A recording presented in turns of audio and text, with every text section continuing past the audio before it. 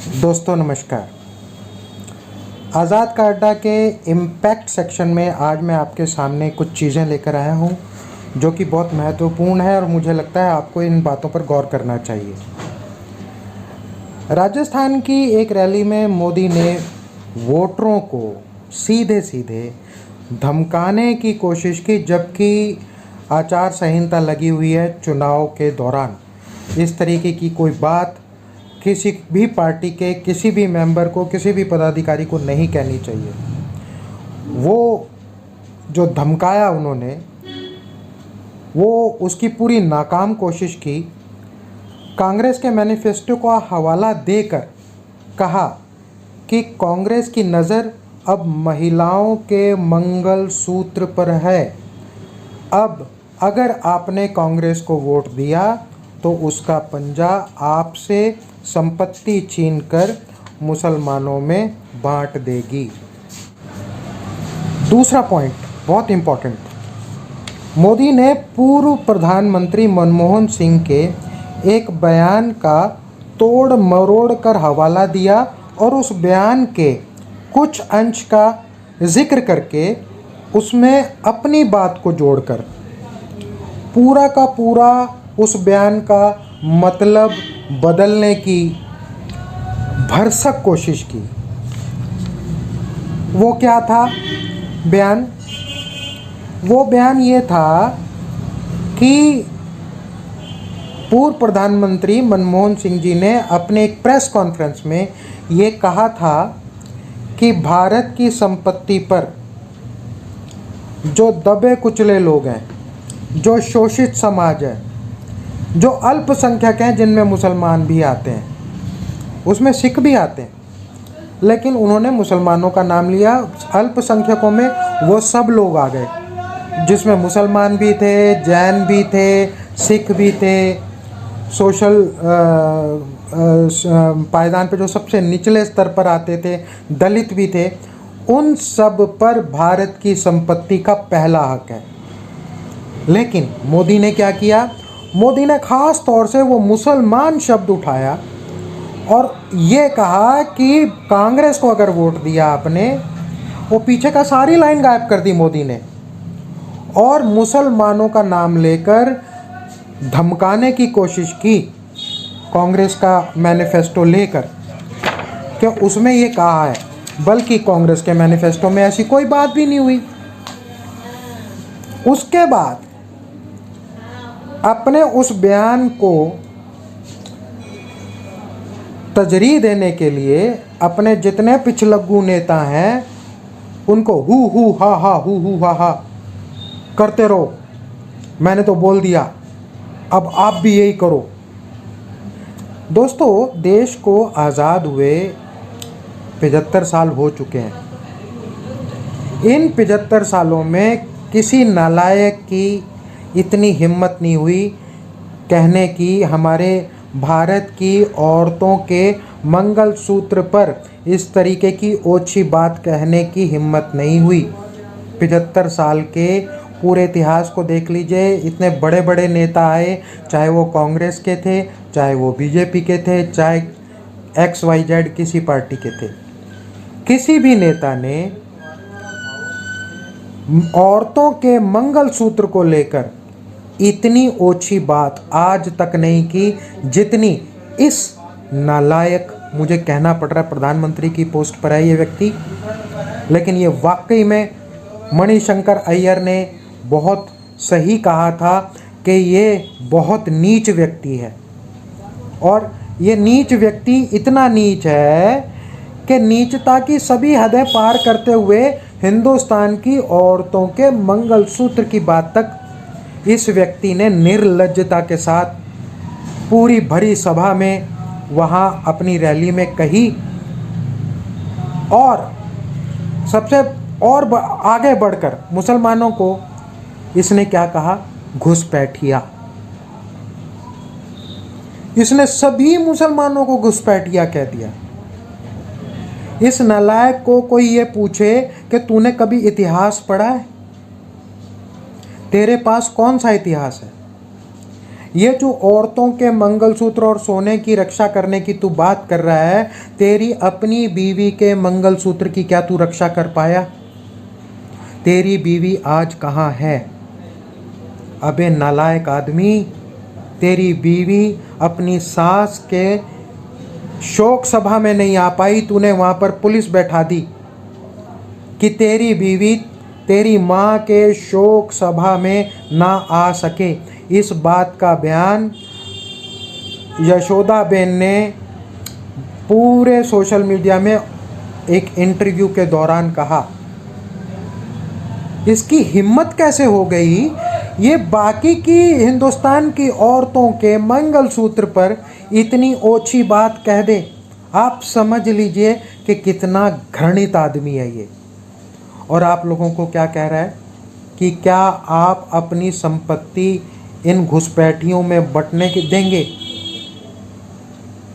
2000 साल से ज़्यादा का इतिहास भारतीय संस्कृतियों का है। भारत की संस्कृति में इतने लोगों का, इतने धर्मों का समावेश हो चुका है कि ये बहुत ही विचित्र और अद्भुत विविधताओं से भरा देश हो गया है। इतना खूबसूरत कि यहाँ पर एक कहावत भी बन गई है, इस देश में हर 7 कोस में पानी बदलता है, हर 5 कोस में वाणी बदलती है, वेशभूषा बदलती है, खान पान बदल जाता है। ऐसा यूरोप में और किसी और देश में ऐसा नहीं है। लेकिन इस आदमी ने, इस घटिया आदमी ने इस तरीके का बयान देकर भारत की विविधता को गाली दी है।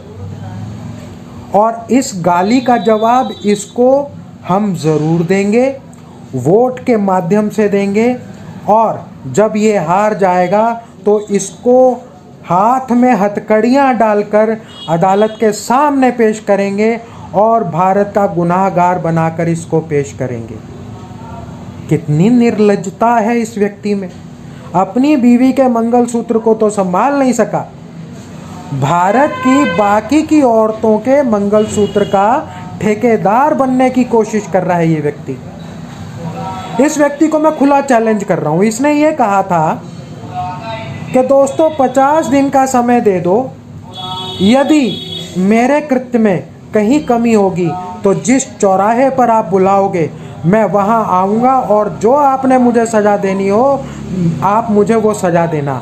मैं आज़ाद का अड्डा का क्रिएटर गुरमीत सिंह आज़ाद, मिस्टर मोदी तुमको चैलेंज दे रहा हूँ, आओ कनॉट प्लेस के सेंट्रल पार्क में आओ, मैं तुम्हें चैलेंज दे रहा हूँ, आओ वहाँ पर और मेरे सवालों का वहाँ जवाब दो। रवीश को छोड़ो, पुण्य प्रसन्न वाजपेयी को छोड़ो, ये सारे पत्रकारों को छोड़ो, मैं अकेला, ये भारत का नागरिक ये कह रहा है तुमसे, तुमको चैलेंज दे रहा है, खुला चैलेंज। सेंट्रल पार्क में आओ, सबके सामने आओ और दो मेरे पूछे हुए सवालों का जवाब। खुला चैलेंज दे रहा हूँ। ये जो औरतों में लड़ाई कराने के लिए कुछ औरतें ऐसी होती हैं ना, जो इधर की लगाई उधर लगाई, सभी औरतों की बात नहीं कर रहा, में कुछ मर्द भी होते हैं ऐसे, इधर की कुछ पकड़ी उधर की कुछ पकड़ी और दो लोगों में लड़ाई करा के और हाथ बांध के तमाशा देख रहे हैं। मिस्टर मोदी तुम्हारा व्यक्तित्व बिल्कुल वैसा है। तुमने इस देश की अस्तित्व को ललकारा और ये देश तुम्हें छोड़ेगा नहीं। पहले तो हम ही नहीं छोड़ेंगे जो हम वोटर हैं, उसके बाद देश तुम्हारे साथ अपना हिसाब करेगा। उसके बाद दोस्तों एक और इन्होंने क्या किया, अमेरिका में बसे एक पूर्व ब्यूरोक्रेट हैं सैम पित्रोदा।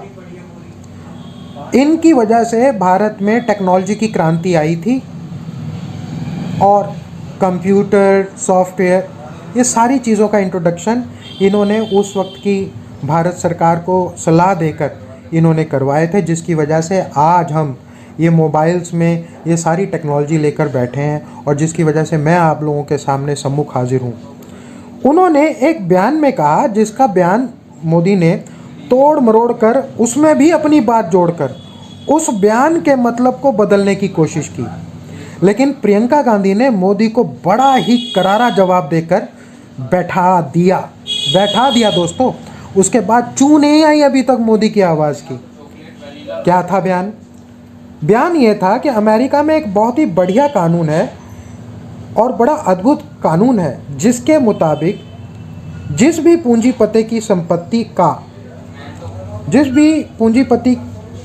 संपत्ति $1 अरब या उससे अधिक है, उस पूंजीपति की मृत्यु होने के बाद 45% की पूंजी पर सरकार का हक हो जाता है और बची हुई 55% पूंजी उसके उत्तराधिकारी को सौंप दी जाती है। इसमें क्या गलत है? अगर आपके पास आवश्यकता से अधिक पूंजी है तो देश के काम क्यों ना आए? क्या आप देशभक्त नहीं हैं? क्या कोई पूंजीपति देशभक्त नहीं है? यदि उसकी आवश्यकता से अधिक उसने पूंजी कमा ली अपनी मेहनत से, अपनी लियाकत से, अपनी बुद्धि से, विवेक से, तो वो उसकी दयानतदारी थी, उसने इसी देश का पैसा कमाया था। अब अगर वो सारा का सारा वो पैसा ऐसे उत्तराधिकारी को चला जाए जो कि उसका सदुपयोग ना कर सके, तो वो पूरी की पूरी पूंजी खराब हो जाती है। लेकिन अगर उसका 45% सरकार के पास चला जाता है तो सरकार कल्याणकारी योजनाओं में उस पैसे को लगा सकती है। इसमें क्या गलत है? और क्या इसमें देशभक्ति नहीं झलकती? मोदी को इसमें क्या देशभक्ति नहीं दिखती?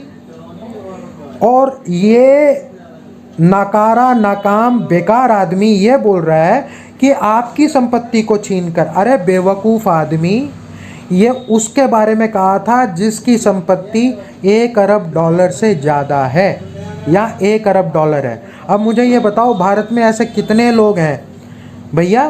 क्या आपके पास $1 अरब से ज़्यादा की संपत्ति है जो आपका सोना और आपके मंगलसूत्र कांग्रेस छीन लेगी? तो इस तरीके की वाहियात बात बड़ऊ के दिमाग में कहाँ से आई, किसने डाली, मुझे नहीं पता। इसके सलाहकार भी ऐसे ही होंगे, टुच्चे लोग, जो किसी भी बयान को तोड़ मरोड़ कर उसकी सार्थकता को ख़त्म कर अपने जुमले जोड़कर उसकी पूरा मटिया मेट कर देना, सत्यानाश कर देना उस बयान का। इन लोगों के हाथ में अगर दोस्तों दोबारा सत्ता चली गई, आप ये समझ लीजिए इस देश का नुकसान 110% है। इसीलिए आप सभी से हाथ जोड़कर विनती है, वोट देने जरूर जाना। अगर आपका वहाँ वोट कटा हुआ हो तो वहाँ तब तक खड़े रहना जब तक कि आपका वोट आपको नहीं मिल जाता, अधिकार नहीं मिल जाता आपके वोट देने का। क्योंकि ऐसा सुनने में आ रहा है इन्होंने कई लोगों के वोट काटे हैं, कई जिंदा लोगों के वोट काट दिए, कई मरे हुए लोगों के वोट अभी तक रखे हुए हैं ताकि उन वोटों के नाम पर या अपने लोगों से वोट डलवा कर और अपनी गिनती बढ़वा लें। इस बात का ध्यान रखना दोस्तों, जितने भी वोटिंग बूथ है वहाँ पर पार्टियों के अपने अपने लोग तो होंगे, पर नागरिक सभाएं भी वहाँ पर पहरा दें। जितने युवा हैं नागरिक सभाओं के, मोहल्ला सभाओं के, वो लोग भी वहाँ पर पहरा दें। ये आपका संवैधानिक अधिकार है और इसको आप अगर नहीं करेंगे आपकी हालत ये कर देगा जैसे मध्य प्रदेश में हुआ ना, सिर पे मूत रहे हैं लोग, ये हमारे सिरों पर मूतेंगे। मेरी भाषा बड़ी कलिष्ठ हो रही है इस वक्त, मैं समझ रहा हूँ, इतनी कलिष्ठ नहीं होनी चाहिए और आप लोगों से मैं माफ़ी भी मांग रहा हूँ, लेकिन मेरे पास और ज़्यादा शब्द नहीं है, इससे ज़्यादा मैं और गाली गलौच नहीं कर सकता, वो कम्युनिटी गाइडलाइन में नहीं जुड़ता।